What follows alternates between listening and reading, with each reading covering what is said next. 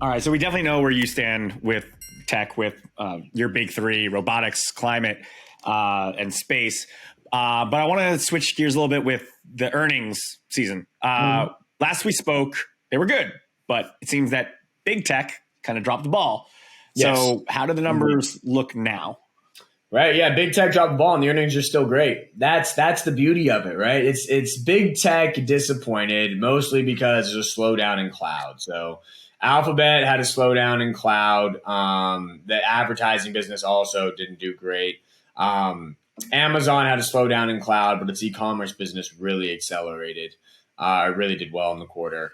Meta had struggles with digital advertising. So the big tech guys got hit because cloud is slowing a little bit and digital advertising is getting hit really hard. And that makes sense. When a recession comes or when people are worried about a recession, the first thing to go are ad budgets, right? It's like, I got all this money I'm spending on marketing, but maybe the incremental demand's not there to support the incremental spend. So I'm going to reduce that marketing budget. That's always the first thing to go. So it makes sense that's getting chopped. But what's really surprising is the resilience of the consumer in this environment. That everybody else is reporting really strong numbers. The average EPS surprise is still positive. The average sales surprise is still positive. Sales growth is still positive. Earnings are still growing. That the numbers are still very strong across the board for third quarter earnings, despite the big tech misses. And that speaks to the resilience of the consumer. And I believe it also illustrates why we are 100% not due for a deep recession. If we do get a recession still in the cards, it's going to be a shallow one.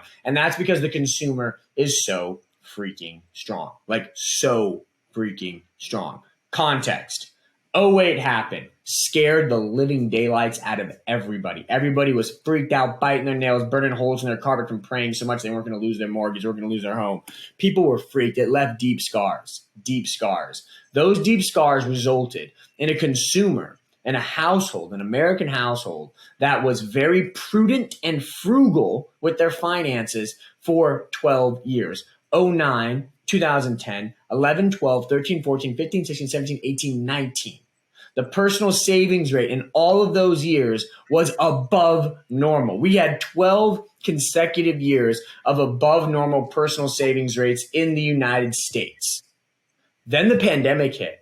And the savings rate went bananas. 2020, highest personal savings rate ever in the history of the American economy. And 2021 was pretty high too. So yes, people are pointing out, oh my gosh, 2022, panic time because the personal savings rate has collapsed to below normal levels. And it has. But guess what? It doesn't matter because the consumer saved at an above average rate, a far above average rate for 13 years prior. So households are, despite saving less today because they're spending more because of inflation, they are sitting on massive excess savings. So people feel, the consumer confidence indicators might not be great, but from a personal financial perspective, people feel, I saved a lot of money. I can weather this storm. We'll get through it. That's the attitude. That's the mentality. When the consumer feels that way, you don't get a recession. Recessions happen when consumers stop spending. Consumer drives 70% of the U.S. economy. You only get a deep recession when the consumer stops spending. So long as the consumer keeps spending, the U.S. economy is not going into a deep recession, and the consumer will keep spending so long as they have money, so long as they have jobs. Look at the job openings report today. It was much higher than expected. There's more than, I forget what the exact number was, 10.7 million, more than 10 million open jobs in America. That's a historically very strong number. So people still have jobs and they have excess savings, so they're going to keep spending. And as a result, I think that a deep recession, this third quarter earnings season has confirmed to me that a deep recession is highly, highly, highly unlikely. It would take a significant black swan event to plunge us into a deep recession. Thanks for watching HGI Clips. For the full episode, head on over to our sister channel at Hypergrowth Investing by clicking the link in the description or listen to the podcast on any of your favorite streaming platforms. We make new episodes every Wednesday, so make sure to check it out and subscribe to never miss any of Luke's Hypergrowth insights.